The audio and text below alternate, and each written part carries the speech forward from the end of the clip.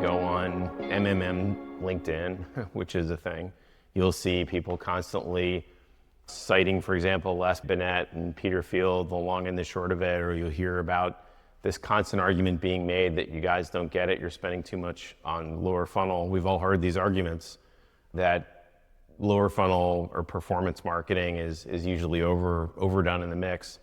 The problem is, I think a lot of times people don't have anything to say beyond that. Mm-hmm. And we don't necessarily get to the how do you understand the long-run brand impact. Concretely, how do I instrument it? Talk to me a little bit about your options and what you think the right way might be to go about doing that. Yeah.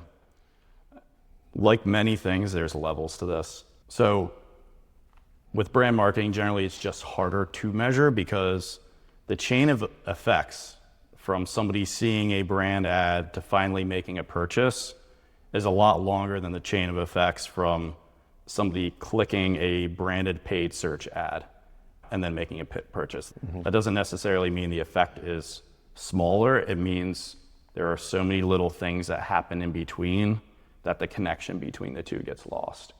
There are things to help better establish that connection though. The classic one would be ad stocking. A lot of people have heard this term before, but in an MMM model, basically if spend is on one given day, you have that effect carry over through weeks, through months, whatever we find to be the most statistically correlated result. But there is longer run impacts that aren't likely to be captured by that method. If you think about Coca-Cola, it's such a giant brand. Their ads are going to influence everybody's mind a tiny bit and then maybe even years down the line influence a decision. That type of impact is best captured when we actually try and measure that chain of events. So we might not have everything along the pathway, but if we have enough data, what we can do is we can say, this ad aired, it influenced not a sale directly, but it influenced people's perception of a brand.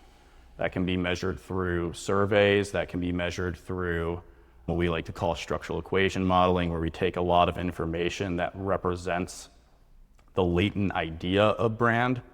And then once we figure out how does this media influence that representation of the brand, how does that representation or affinity for the brand then result in sales later down the line, that generally captures the longer term effects better. The best way to do it is take all the data you have and generate some hypotheses, build the models in the causal direction that you observe, and see if you can get some statistic validity out of it.